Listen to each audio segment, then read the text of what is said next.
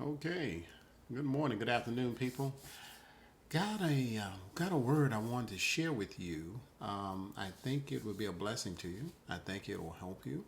Um, so I want to set this up because I've been meditating on the scripture in this scenario for a few days now, and just saw some things in it that I think is applicable for our lives and what we can do to begin to get victory in our lives. And so I'm going to set this up. In the book of Samuel, we have a situation where Saul is in a raid to fight the Philistines. And he's on a hill, the Philistines on another hill, and basically they call it the garrisons of the Philistines. And Saul is contemplating on how he wants to engage this particular battle, and Jonathan wakes up one morning and decides that he wants to engage the enemy by himself, and he spoke with his armor bearer, and they have decided to leave the camp Saul and just go down into the valley and cross over into the garrison of the Philistines and engage them themselves. But I want you to hear the dialogue that Jonathan communicates that I think is very powerful. So let us turn in your Bibles to 1 Samuel 14th chapter. I'm going to bring up my uh, display here, and so that you can see where I'm going from, the points I want to make. And so in 1 Samuel 14 chapter, I'm going to drop down into the sixth verse and begin to read. It says, Jonathan said to the young man who carried his armor, come, let us go over to the garrison of these uncircumcised. I wanted you to take note of that, uncircumcised. He says, it may be that the Lord will work for us, for nothing can hinder the Lord from saving by many or by few. Just a little insight there. That uncircumcised speaks to the nature of the fact that the Philistines did not have a covenant with God, and he did. So in verse number 7, he says, and the armor bearer said to him, do all that is in thine heart, do as you wish. Behold, I am with you. Uh, I am with you, heart and soul, and which is powerful because it communicates that he partnered with someone who had his back. So someone who was going to say, "Hey, if you're going to go to war, I'm going to go to war. If you're going to risk your life, I'm going to risk your life." And that's key. And then there he goes on to say in verse number 8, he says, "Behold, we will cross over to the men, and we will show ourselves to them." He says, we're going to cross over this valley and we're going to show ourselves to the Philistines. And this is what he said. He says, and if they say to us, wait until we come to you, then we will stand still in our place and we will not go up to them. But if they say, come up to us, then we will go up. For the Lord has given them into our hand, and this shall be the sign to us. What is the sign he said it's going to be to us? When they say, come up to us. And so they actually engaged the Philistines. I'm not going to read all of the following verses, but they actually did exactly what they said. They crossed into it. They showed themselves to the Philistines, and the Philistines says, "Look at the Hebrews. They've coming out of the rocks." And then they said, "Come up to us. We got something for you." And Jonathan respond, "That was a sign." And he said that was a sign. And he said in verse number 13, he communicates that Jonathan climbed up on his hands and feet, and his armor bearer after him, and they fell before Jonathan, and his armor bearer killed them after him. Now he's saying that as he crested the mount, the hill, to go up over to engage the Philistines, when he climbed up off of his hands and feet, they fell before him. The power of God knocked them back.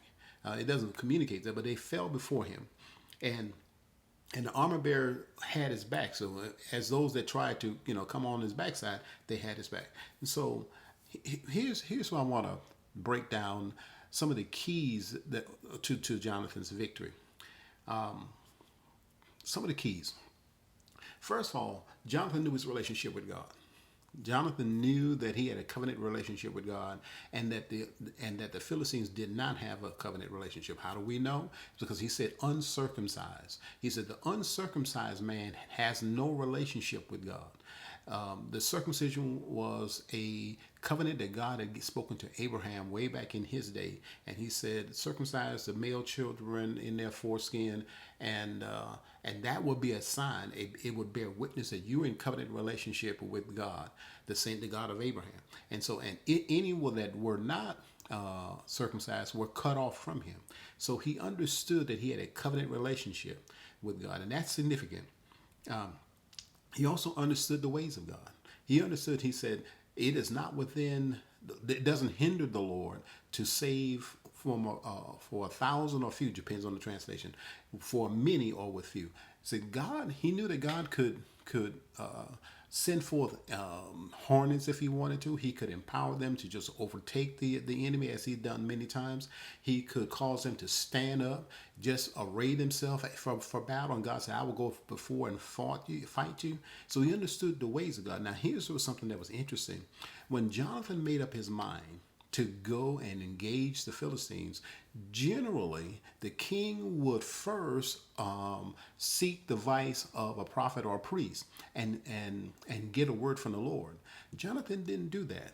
He said, I know how God operates, and then maybe he was a little impetuous, saying my father's trying to figure out how we need to engage. In fact, when Saul woke up the next morning and heard the commotion over in the garrison of the Philistines, Jonathan, his armor bearer, was over there, taking care of business, putting it to him, so to speak.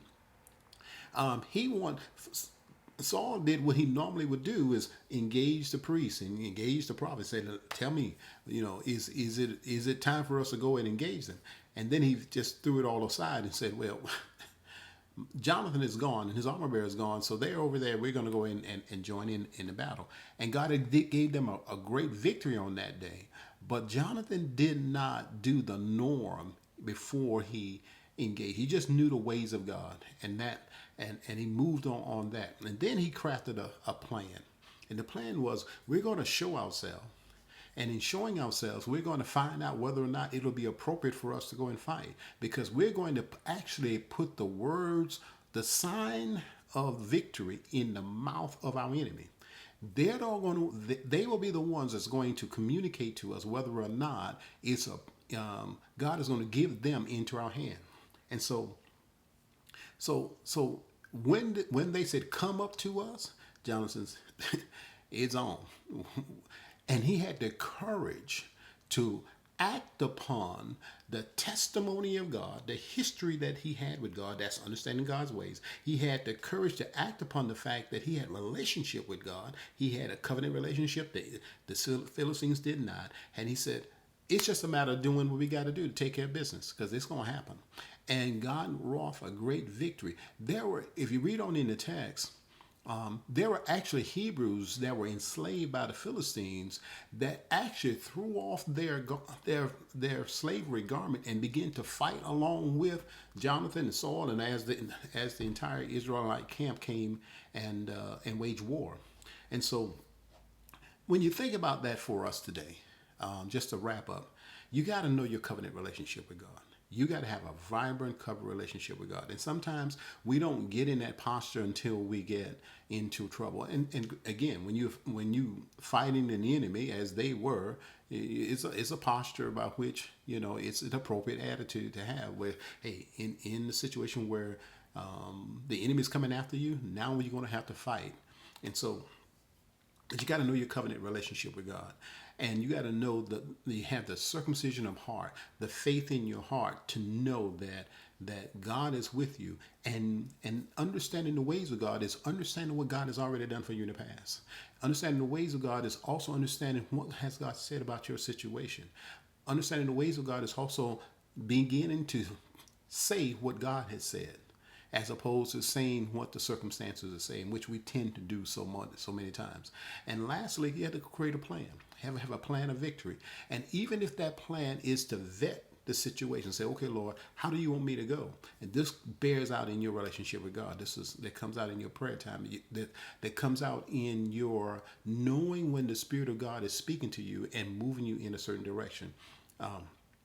because in the New Testament era, that spirit wasn't in necessarily in the prophet and the priest any longer. It now resides in the believer, and so now his spirit will bear witness with your spirit, not only that you are the son of God, but that you also giving you direction, because he said, "They that are the sons of God are the ones who are led by His Spirit." Now that's in Romans. I'm saying it laymanly, but I just want to share with you that the keys is your relationship, knowing that you have relationship, your covenant relationship, knowing the ways how God operates, and having a plan and moving accordingly.